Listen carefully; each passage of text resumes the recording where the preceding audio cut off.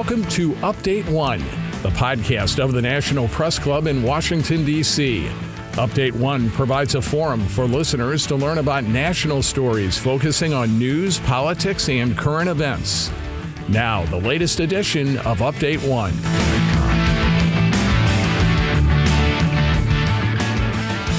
Well, hello, my name is Link Smith, and I am hosting another edition of the National Press Club NPC One Update podcast. And today we are joined by Dr. Henry Now, Professor of Political Science at the Elliott School of International Affairs, George Washington University. Welcome, Dr. Now. Thank you. It's good to be here. Your career has spanned some 5 decades to include professorships at Williams College, George Washington University, visiting professorships at Johns Hopkins, Stanford, and Columbia Universities, along with serving as special assistant to the Undersecretary for Economic Affairs in the United States Department of State, later serving on the National Security Council. In 2015, you indeed published the book Perspectives on International Relations. And in the book, you discussed historical patterns, the contemporary international system, along with globalization and change. Robert Cohen of Princeton University says the book, quote, provides a lucid, multidimensional introduction to the intriguing ambiguities of world politics, end quote. When you conceived and wrote the book, what was your overall vision and purpose? Well, that was an effort to get across to students that it matters how you think about this subject matter in terms of where you finally end up in examining the details of this subject matter. So I was very interested in trying to lay out for students the simple sort of explanation of the principal ways we think about international affairs in international politics, in political science. And they're very straightforward. I mean, the first is, of course, we think about the world in terms of a power struggle. Both at the decision-making level, at the international level, we see a lot of groups competing for resources and power. That's one way in which we think about the world. And that focuses us on various things like the arms race, like weapons, like military strategy, etc. But that's not the only aspect of the world that is out there. We also think about the world in terms of interrelationships. How do we relate to other people? What kinds of communities exist, and most importantly, what kinds of institutions exist, all right, that in which we participate and through which we get our information and our understanding of the world around us. That's another way in which that's the liberal perspective on international affairs. We think about the world largely in terms of how we interact with each other. And that's done, if that's done on a repetitive basis, it's usually done then in institutions. And they influence what we look at and the details that we're concerned with. And then finally, we think about the world in terms of ideological struggles or ideological conflicts or maybe competition. That is where various religious groups, various political groups, various ethnic groups, tribal groups are competing over who they are and how they define themselves and what the purposes of their society ought to be.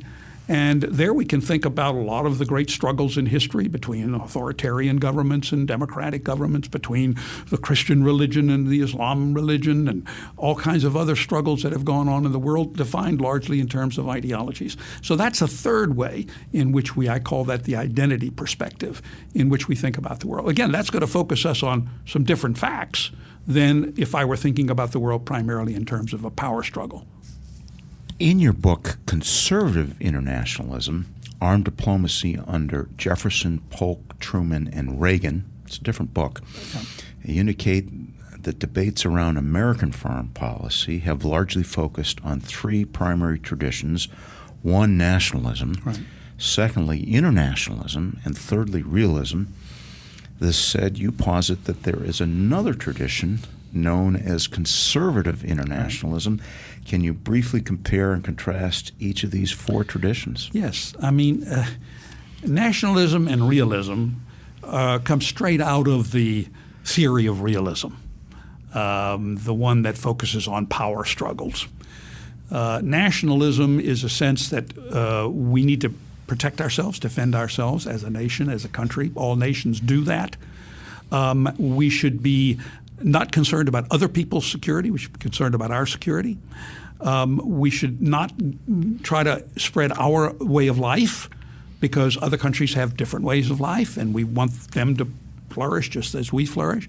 So the nationalist is a very limited kind of way of thinking about the world in real terms. Now, it heavily emphasizes the military, defense, borders, immediate environment around your borders, immediate sea lanes. So there's a focus on protecting yourself in that circumstance. Realism is an approach to international politics that becomes a little bit more broader. It's interested in trying to balance and manage power globally. That is, it doesn't expect necessarily other countries always to successfully defend themselves. You may have to help them defend themselves. And so it gets into the whole area of alliances, how countries come together to protect themselves in certain ways, and how, as Henry Kissinger would say, a well-known realist, how countries manage world order, or how they manage their separate existence. Now they're separate nation states, just as in the case of nationalism, but now the great powers in particular feel a responsibility for somehow or other taking charge of the system as a whole. So those are the two kind of traditions that really are most evident in much of the debate about American foreign policy today. From your perspective, what foreign policy traditions have more recent administrations followed, to include that of Presidents Clinton, Bush, Obama, and now President Trump? Well, it's interesting because this is how you can use these concepts and how we do use these concepts to sort of understand contemporary statesmen. Bill Clinton was thought of and early on primarily as a liberal internationalist, because you recall he came into office in 1993 when the UN was riding very, very high. The UN had just major success, obviously, in terms of the end of the Cold War. The world was moving now towards a more peaceful and united world. The United Nations kind of represented that. He advocated an assertive multilateralism. His Secretary of State made a big deal of that concept.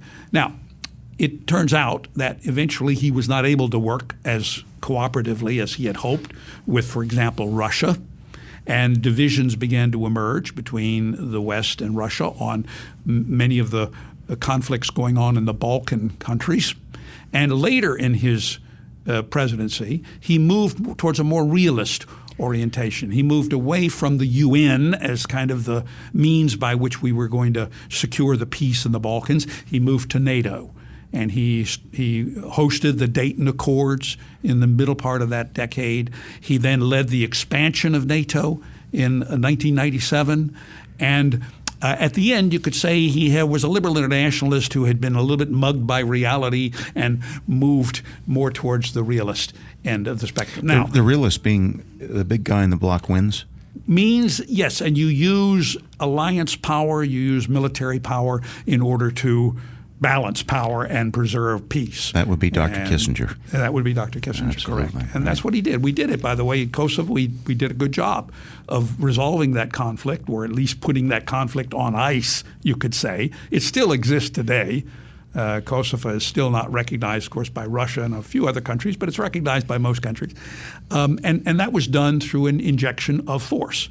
Now, George W. Bush is argued to have kind of taken that to an extreme. That is, that he decided that somehow or other our mission was to sort of spread democracy, especially in the Middle East. Let freedom ring. And we would do that, yes, we would do that at the point of a gun.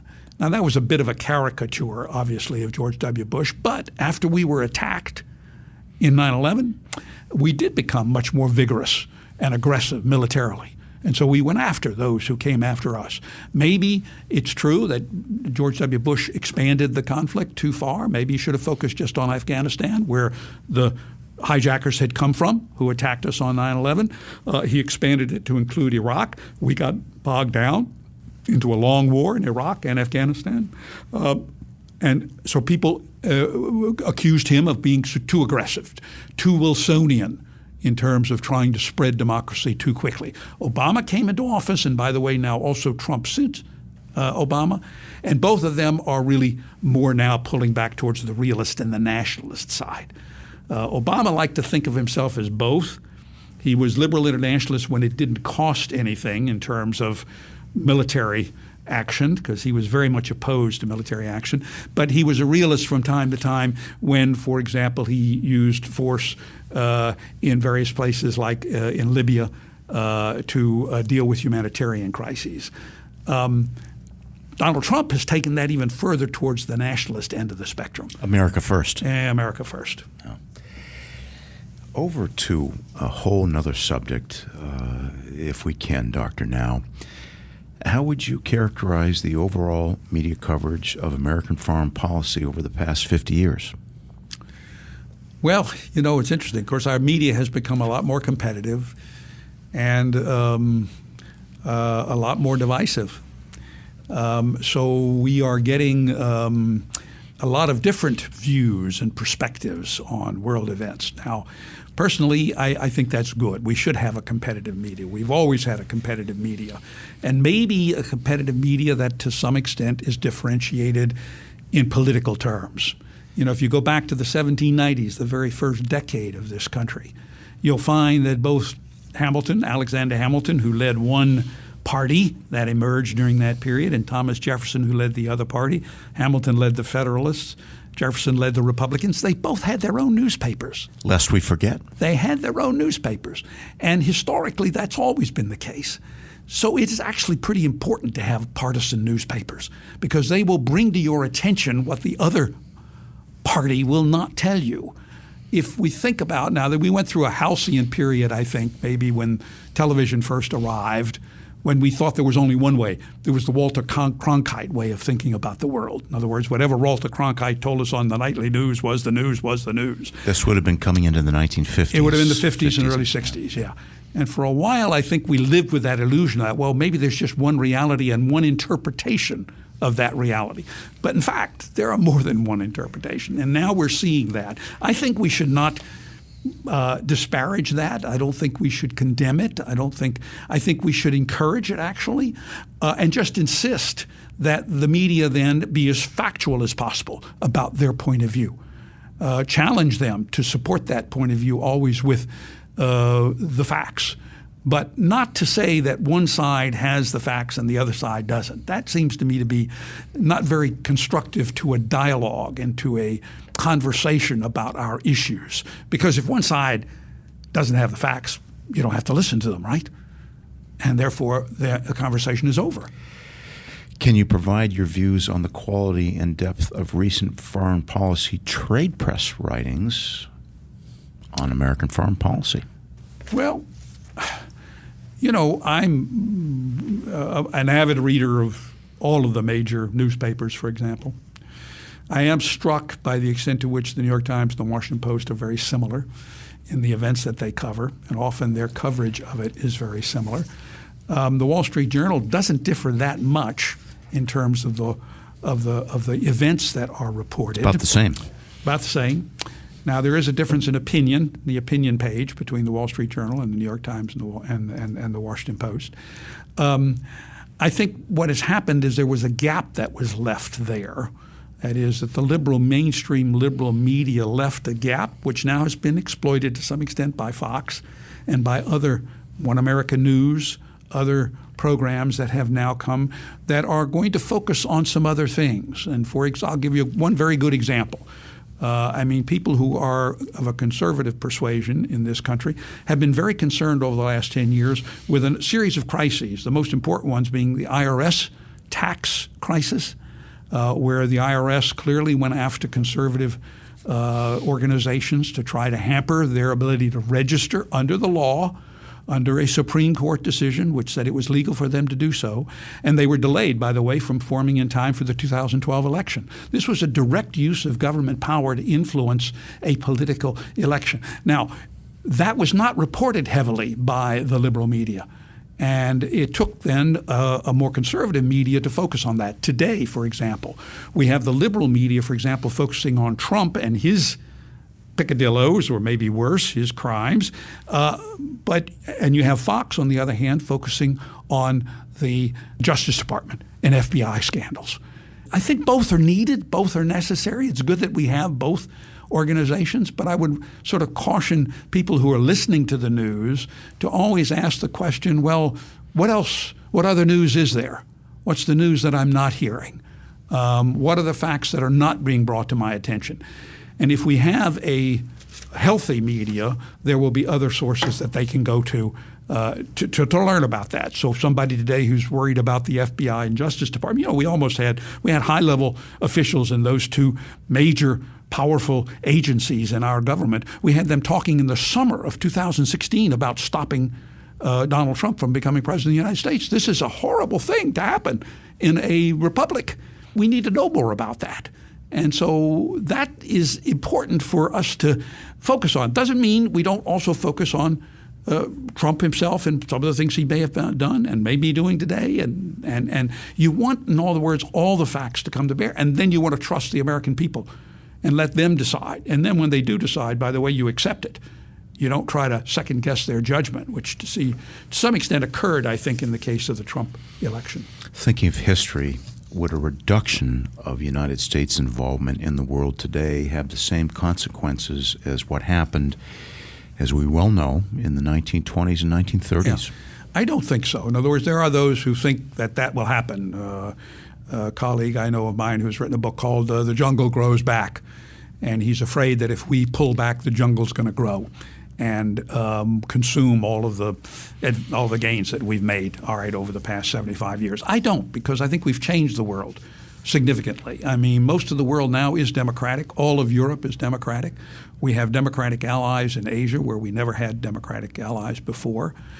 So this is a much better world from which we are marginally coming back, sort of retreating, coming home, and asking others to do more. That's the key theme of one of the key themes of the Trump administration, to ask the Europeans to do more, to ask the Japanese, the South Koreans to do more.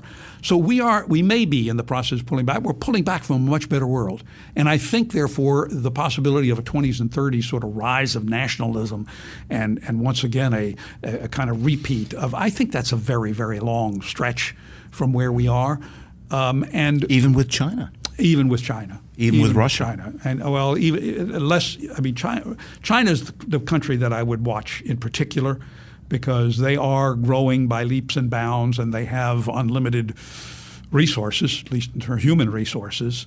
And if they should ever get their act together, they could be a formidable foe. And it looks as though they are determined to be an ideological foe. They're not interested in opening up, becoming more more democratic, having a more open society. So if they do become a very large, powerful, ideological foe of the United States, we could very easily be in another almost kind of Cold War setting, the way we were earlier with the Soviet Union. Now, Russia is a somewhat weaker power.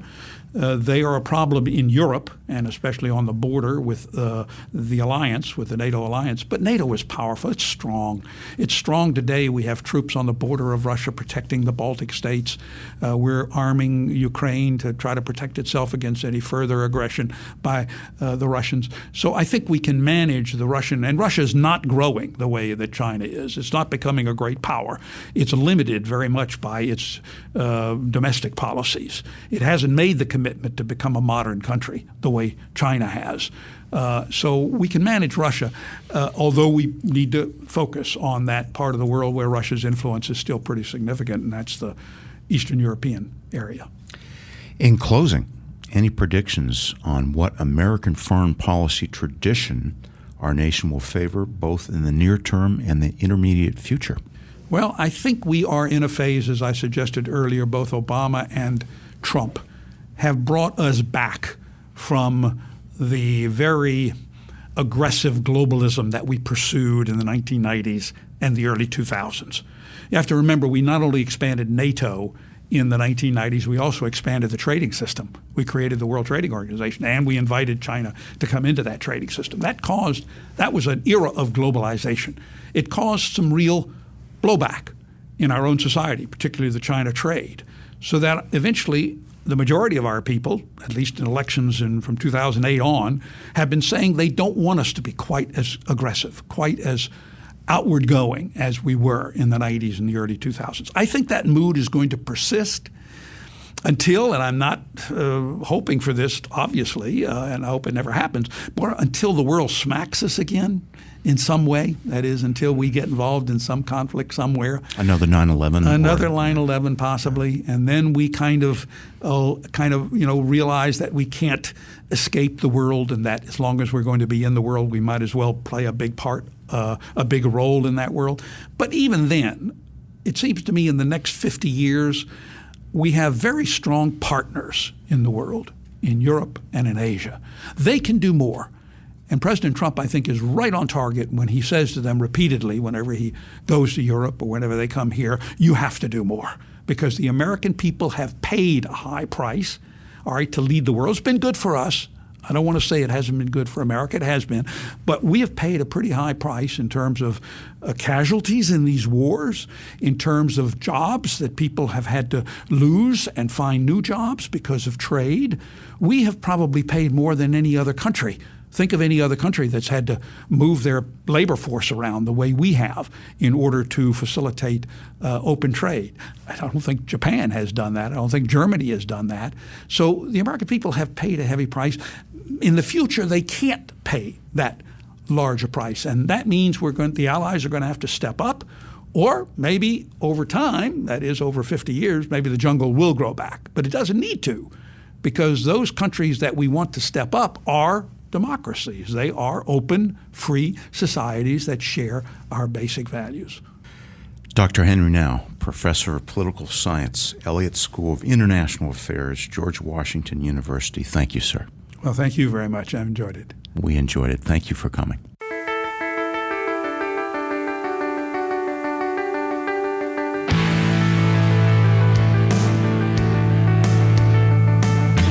You have been listening to Update One, a production of the National Press Club's Broadcast Committee. You can comment on this show or any episode of Update One by going to facebook.com/PressClubDC or on Twitter @PressClubDC. Thanks for listening to Update One.